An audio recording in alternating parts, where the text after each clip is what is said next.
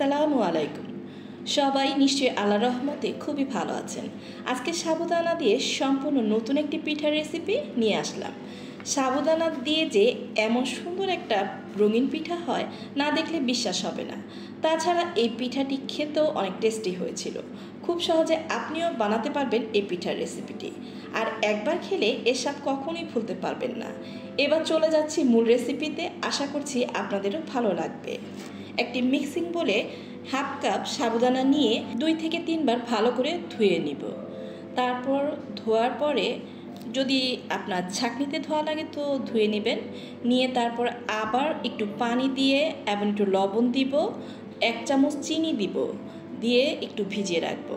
আর যেহেতু সাবুদানার রঙিন পিঠা বানাতে যাচ্ছি, এক্ষেত্রে আমি এখন অ্যাড করব আমার বাসায় গ্রিন কালার আর কি, সবুজ কালার ফুড কালার ছিল, সেটা দিয়ে কিছুক্ষণ ভিজিয়ে রাখবো।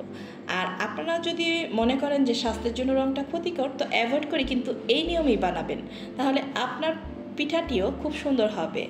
আরেকটি মিক্সিং বলে হাতে আঙুল ডোবানো যায় এরকম কুসুম কুসুম গরম পানি হাফ কাপ নিয়ে নিচ্ছি, 3 ভাগের 1 কাপ চিনি দিচ্ছি, আর ইস্ট দিচ্ছি 1 চামচ, দিয়ে ভালো করে মিক্সড করে নিচ্ছি। আর আমরা কিন্তু সবাই জানি ইস্ট কিন্তু কুসুম কুসুম গরম পানি ছাড়া অ্যাক্টিভ হয় না, তাই ঠান্ডা পানি দিলে কিন্তু হবে না। কুসুম কুসুম গরম পানি দিয়ে আমি যেই নিয়মে করছি ঠিক এভাবে ভালো করে মিশিয়ে নেবেন। তারপর একটি ছাঁকনি দিয়ে আমি মেজারমেন্ট কাপের 2 কাপ আটা দিয়ে দিচ্ছি। এই পিঠাটা কিন্তু আজকে আমরা আটা দিয়ে বানাবো। আটাটা দিয়ে ভালো করে ছেঁকে নিচ্ছি, যেন আমাদের পিঠার মাঝখানে কোনো লাম্পস না থাকে। আর ছেঁকে নিলে কিন্তু কোনো লাম্পস থাকে না, এটা কিন্তু সবসময় আপনি দেখবেন, পরীক্ষা করে নেবেন। আর 1 চামচ বেকিং সোডা দিচ্ছি, বেকিং পাউডার কিন্তু না, সোডা দিতে হবে। দিয়ে একটুখানি লবণ দিয়েছি, আর এখন ভালো করে হাত দিয়ে মেখে নিচ্ছি। আর এই সম্পূর্ণ ডোটাই কিন্তু হাতের মাখানোর উপরে ডিপেন্ড করে। প্রথমে তো আমি হাফ কাপ কুসুম গরম পানি দিয়েছি, এখন আরও হাফ কাপ কুসুম গরম পানি রেখেছি।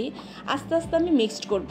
ওই যে বলেছি একসাথে ঢেলে দেওয়া যাবে না, এভাবে আস্তে আস্তে দিব, আর ভালো করে এভাবে কিছু টাইম নিয়ে মিশিয়ে নিব।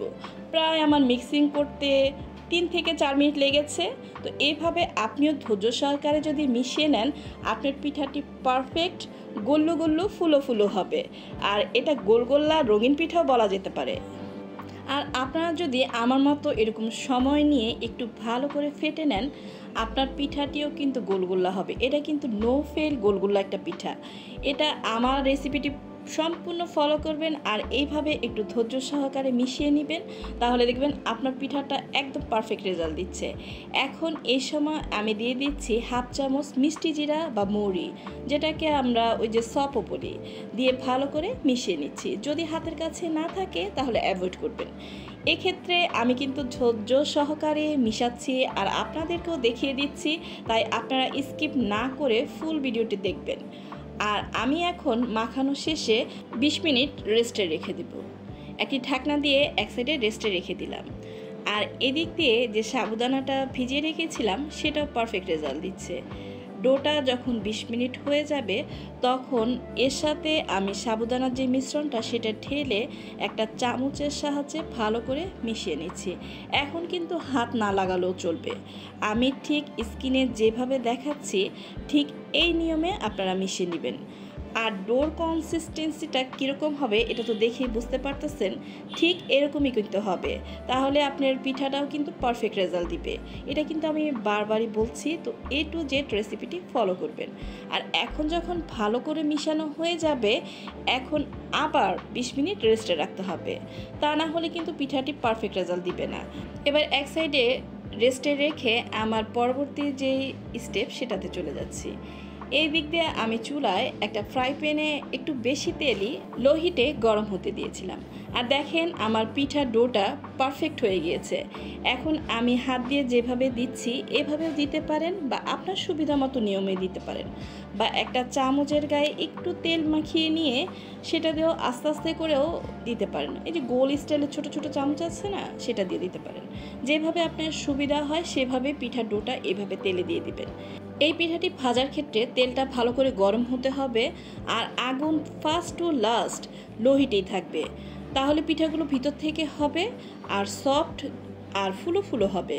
তো এরকম ফুলকো ফুলকো পিঠা বানাতে চাইলে আমি যে নিয়মগুলো বলছি সেগুলো ফলো করে বানাবেন, দেখবেন পিঠাগুলো নিজে নিজে ফুলে উঠছে। তো দেখতে পারতেছেন এগুলো ফুলে একদম টোলোমোলো হয়ে গিয়েছে। এভাবে আস্তে আস্তে করে উল্টিয়ে পাল্টিয়ে ভালো করে ভেজে নেবেন। তো আমার এই কালারফুল পিঠাগুলো ভাজা হয়ে গিয়েছে। তো রেসিপির কোনো অংশ যদি আপনাদের কাছে একটু ভালো লেগে থাকে আমার পাশে থাকবেন আর একটি লাইক দিয়ে ফ্রেন্ড অ্যান্ড ফ্যামিলির সাথে শেয়ার করবেন। দেখুন পিঠাগুলো একদম ফুলে টোলোমোলো হয়েছে আর ভিতরে কি সফট জুসি। তো এরকম নিত্য নতুন রেসিপি পেতে হলে ফেসবুক পেজ থেকে দেখলে ফলো দিবেন। আমার পাশে থাকলে পরবর্তী নতুন ভিডিও সবার আগে আপনার কাছে পৌঁছে যাবে। আজ এ পর্যন্তই, আল্লাহ হাফেজ।